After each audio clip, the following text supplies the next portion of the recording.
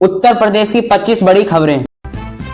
गंगा नदी की निर्भरता सुरक्षित करने के बाद अब उत्तर प्रदेश सरकार ने 10 प्रमुख सहायक नदी जैसे गोमती, वरुण और रामगंगा का स्वच्छ बनाने का बीड़ा उठाया है। आज जल शक्ति मंत्रालय इस नदी के पुनरुद्धार के लिए एक विस्तृत कार्य योजना पेश की है। इसके तहत नदी के किनारे बसे शहरों के सीवेज को भी नदी में गिराने से पूरी तरह रोका जा रहा है और नए ट्रीटमेंट प्लांट लगाए जाएंगे। मुख्यमंत्री ने अधिकारियों को सख्त चेतावनी दी है कि औद्योगिक कचरा बहाने वाली फैक्ट्रियों पर भारी जुर्माना लगाएगा और उन्हें तुरंत सील किया जाएगा। नदी के किनारे बड़े पैमाने पर वृक्षारोपण भी किया जाएगा ताकि कटाव रुके और जलीय जीवन सुरक्षित रहे। इस अभियान में स्थायी लोगों को स्वयंसेवी समस्याओं को भी जोड़ा जा रहा है ताकि जन भागीदारी से नदियों को स्वच्छ रखा जा सके।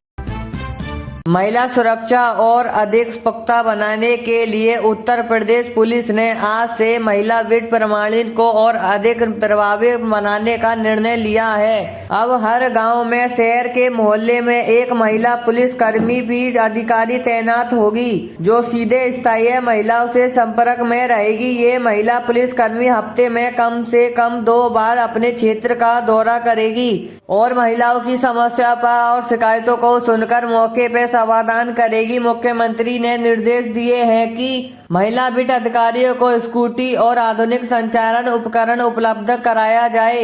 इस पहल का उद्देश्य पुलिस और महिला के बीच की दूरी को कम करना है, उनमें से सुरक्षा भाव पैदा करना है। मिशन शक्ति के तहत इस अभियान को राज्य व्यापारी स्तर पर चलाया जा रहा है। इससे घरेलू हिंसा और छेड़खानी जैसी घटनाओं पर लगाम लगाने पर बड़ी मदद मिलेगी।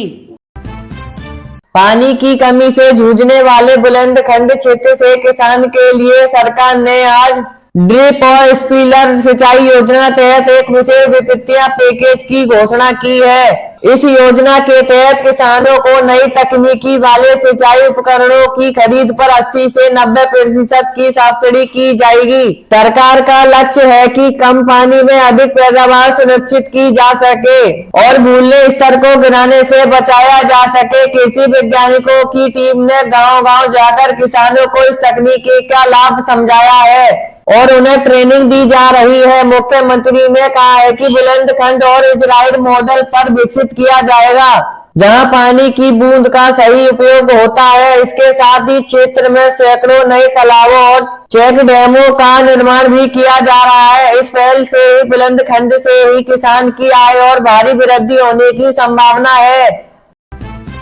धर्म नगरी काशी वाराणसी में यातायात की समस्या से जड़ रहे खत्म करने के लिए बन रहे भारत का पहला पब्लिक ट्रांसपोर्ट रोपवे अब पूरे होने में करीब से 8 निर्माण एजेंसी बताया जा रहा है। अधिकांश टावर और केबल बिछाने पर काम पूरा हो चुका है और जल्द ही कोचों पर ट्रायल शुरू किया जाएगा। यह रोपवे केट रेलवे स्टेशन से औद्योगिक के बीच चलेगा, जिससे तंग गलियारों और जाम से जूझने वाले पर्यटकों को बड़ी राहत मिलेगी। रोपवे स्टेशन आधुनिक सुविधाओं से लैस होंगे और यात्रियों को हवा में तैरते हुए काशी के हिमंग दृश्य देखने को मिलेगा।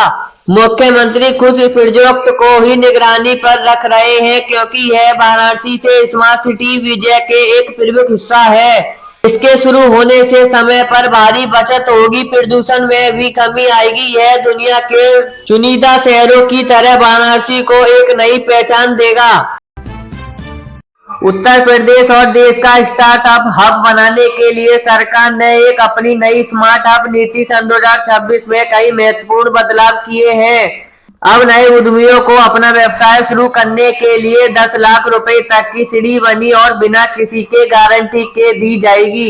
सरकार ने लखनऊ, नोएडा और कानपुर में बड़े इंक्यूबेशन सेंटर स्थापित किए हैं जहां युवा और तकनीकी सलाह और ऑफिस की भी स्पेशल मुफ्त में मिलेगी। मुख्यमंत्री ने कहा है कि यूपी का युवा एक नौकरी मांगने वाला नहीं बल्कि नौकरी देने वाला होना चाहिए। इस नीति पर महिला उद्यमियों को और ग्रामीण क्षेत्रों के युवाओं के लिए विशेष कोटा और अतिरिक्त सरकार स्टार्टअप के उद्योगों की ब्रांडिंग और मार्केटिंग में भी मदद करेगी ताकि वैश्विक स्तर पर मुकाबला कर सके। इस पहल से हजारों नए विचारधारा पर उतरेंगे और प्रदेश की अर्थव्यवस्था को नई रफ्तार मिलेगी। डिजिटल इंडिया के सपने को साकार करने के लिए उत्तर प्रदेश सरकार ने आज टेलीकॉम कंपनियों के साथ मिलकर राज्य के सभी दूर दराज के गांवों में 5G इंटरनेट सेवाओं पहुंचाने में अभियान तेज हो गया है। सरकार ने ग्राम पंचायत और भवनों पर टावर लगाने के लिए नियमों को सरल बनाया है ताकि नेटवर्क की समस्या खत्म हो सके। मुख्यमंत्री का मानना है कि तेज इंटरनेट से गांव में ही फॉर्म की ऑनलाइन शिक्षा और टेली मेडिसिन की सुविधाओं को विस्तार होगा। आज कई जिला मुख्यालयों पर हाई स्पीड फाइबर केबल बिछाने से काम निश्चित किया जाएगा। इस विस्तार से किसानों को अपनी उपजाई हुई ऑनलाइन बिक्री करने का सरकार का योजना का लाभ सीधे लेने का आसानी होगी। सरकार का लक्ष्य है कि इस साल से अंत तक उत्तर प्रदेश का हर कोना सुपर फास्ट इंटरनेट से जुड़ा जा सके। यह डिजिटल क्रांति ग्रामीण उत्तर प्रदेश की तस्वीर को पूरी तरह बदल कर रख देगी।